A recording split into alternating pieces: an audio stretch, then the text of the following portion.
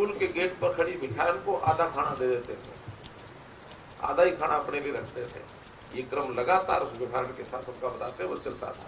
तो कैसे मन में एक संवेदनशीलता ये थी। आईएएस की बात कही ज्ञानचंद जी ने, आईसीएस उस समय वो डिग्री कराती थी। पिताजी की इच्छा थी कि मेरा बेटा बड़ा होकर के होनहार बेटा है और होशियार भी है, तो आईसीएस बनेगा, अर्थात आईएएस आज के बराबर, और सरकार का एक अधिकारी बन करके और वहां काम करेगा। उन्होंने पिताजी की इच्छा मान करके आईएएस की परीक्षा मात्र 23 वर्ष की आयु में पास तो कर ली।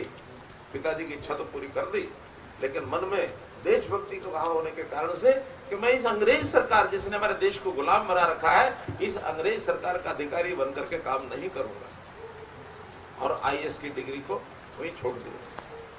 इस प्रकार से इस क्रांतिकारी देशभक्त के नाम से आज का ये जो वर्ष, आज का ये जो दिन है, इसको मना रहे हैं। हमारे देवेंद्र बबली जी ने जैसे कहा, ये बात सत्य है। 50,000 जो सैनिक उस समय थे, हरियाणा का योगदान उसमें बहुत अधिक था।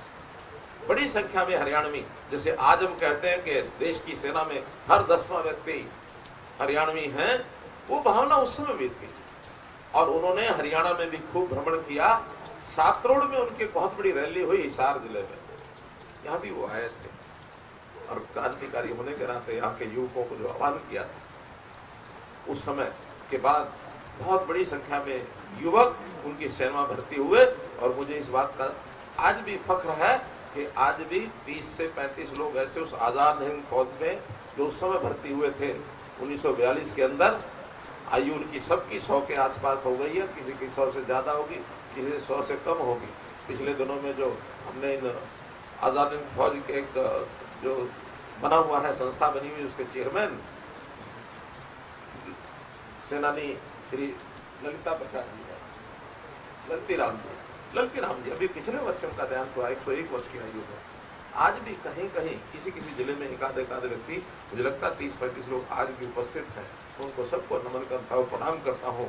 और आज के इस अवसर पर हरियाणा प्रदेश के युवकों को आह्वान करता हूँ कि आजादी हमको मिल गई है, लेकिन इस मिली आजादी को कायम रखना, और केवल आजादी को कायम रखना ऐसा नहीं, तो स्वतंत्र भारत के नागरिकों की जितनी अधिक से अधिक उनको विकास की ओर आगे बढ़ा सकें, उनका उत्थान करा सकें, खास करके वो व्यक्ति जो आज भी किसी न किसी कारण से लाचार है, गरीब है, अपने जीवन यापन को ठीक से कर नहीं सकता है, बच्चों को पढ़ा नहीं सकता है, ऐसे सबकी सेवा का भाव, क्योंकि देश की आजादी के लिए मरना, ये उस समय का एक ध्येय वाक्य हमारा था। लेकिन आज ध्येय वाक्य है इस आजादी में भी देश के लिए जीना।